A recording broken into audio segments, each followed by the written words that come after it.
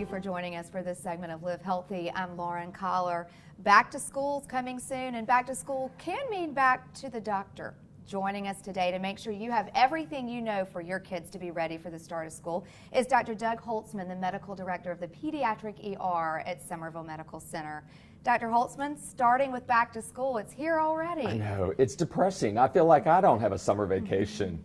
What do parents and kids need to know? Time to get back in that mode, right? Yeah, you know, probably the most important part is get them back into a normal sleep routine.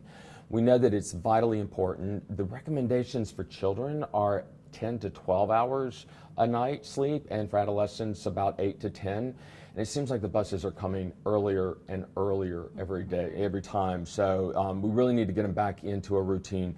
Cut off electronics, get them sort of in a settled, read a book, go to bed, get a routine, and start back. So we know that children need 10 to 12 hours of sleep, but here's the question. Do we start backing up weeks ahead of time before the start of school, or that night before do they need to start to get more sleep? Oh no, back it up starting at least the weeks before, because it's going to take a while, especially if they've had a very liberal bedtime. I mean, it's still light outside at 9 o'clock at night. So yeah, back it up, start probably now.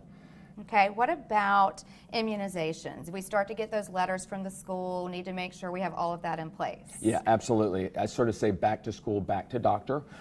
It's time for an annual physical and check on guidelines and recommendations for the vaccines that they may need for school. And also to fill out any paperwork that they may need at school as far as regarding special medications and things.